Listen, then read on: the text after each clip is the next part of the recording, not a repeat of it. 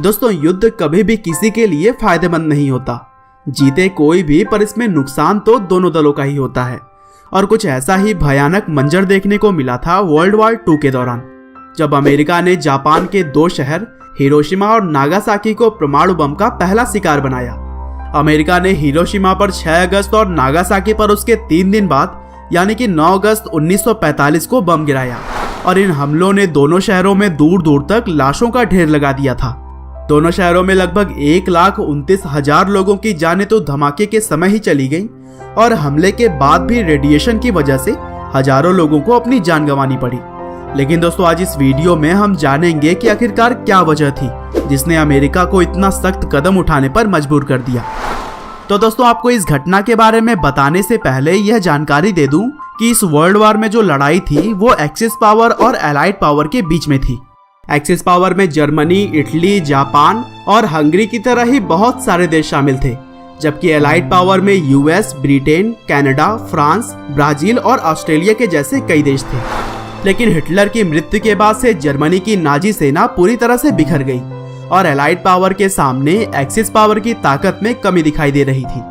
हालांकि अभी भी एक्सिस पावर के पास जापान के जैसे स्ट्रॉन्ग कंट्री मौजूद थी, लेकिन समय बीतने के साथ ही जापान की शक्तियां भी कम होती जा रही थी और एक समय पर हार के कगार पर आने के बावजूद भी जापान के राजा हिरोहितो सरेंडर करने को तैयार नहीं थे और उनके जिद की वजह से लाखों लोगों की जानें जा रही थी।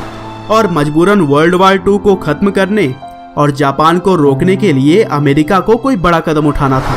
साथ ही 16 जुलाई 1945 को अमेरिका ने परमाणु बम बनाकर उसका सफल परीक्षण भी कर लिया था। हालांकि इसी समय जापान भी ऑपरेशन डाउनफॉल के नाम से अमेरिका पर एक बड़े हमले की साजिश कर रहा था और जब इसकी भनक उस समय अमेरिका के प्रेसिडेंट हैरी ट्रूमन को लगी तो उन्होंने देश के बड़े अधिकारियों के साथ मिलकर जापान पर बम गिराने की तैयारी शुरू कर दी। और फिर बम जापान में किस जगह पर गिराया जाए, इसके रिसर्च के लिए अमेरिका ने एक कमेटी का गठन किया और इस कमेटी के लोगों ने जापान के अलग अलग शहरों की जानकारी जुटाने के बाद अपना पहला टारगेट हिरोशिमा को चुना।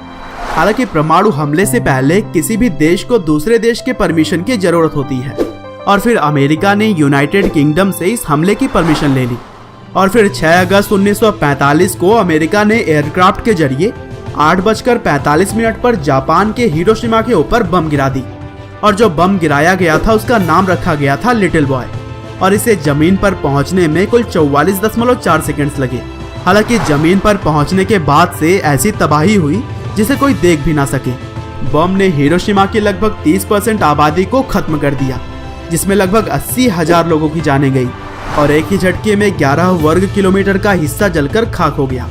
इससे पहले कि जापान इस हमले को ठीक से समझ पाता, हिरोशिमा पर हमला करने के 3 दिन बाद यानी कि 9 अगस्त 1945 को 11:02 पर अमेरिका ने नागासाकी पर एक और परमाणु हमला कर दिया और इस हमले में जो बम यूज किया गया था उसका नाम रखा गया फैटमैन। हालांकि दोस्तों, प्लान के हिसाब से दूसरा बम जापान के औद्योगिक शहर कोकुरा में गिराना था, लेकिन मौसम खराब होने की वजह से वहां पर बम गिराना आसान काम नहीं था। ऊपर से एयरक्राफ्ट का ईंधन भी काफी तेजी से खत्म हो रहा था और ऐसे में अमेरिका ने दूसरा टारगेट चूज करके नागासाकी में अपना बम गिरा दिया और यह बम नागासाकी के जमीन से 500 फुट ऊपर रहते हुए ही फट गया, जिसने कि पूरे शहर में तबाही फैला दी।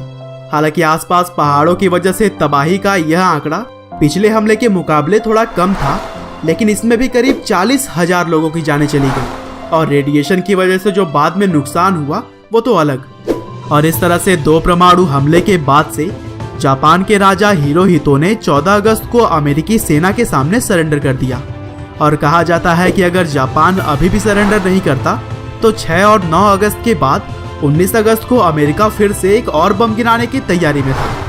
हालांकि दोस्तों, मैं प्रार्थना करता हूं कि आगे चलकर कभी भी इस तरह की घटनाओं का सामना किसी भी देश को न करना पड़े। तो दोस्तों, यह थी कहानी हिरोशिमा और नागासाकी के ऊपर हुए 2 विनाशकारी हमलों की। उम्मीद है कि आपको मेरा यह प्रेजेंटेशन जरूर पसंद आया होगा। आपका बहुमूल्य समय देने के लिए बहुत बहुत धन्यवाद।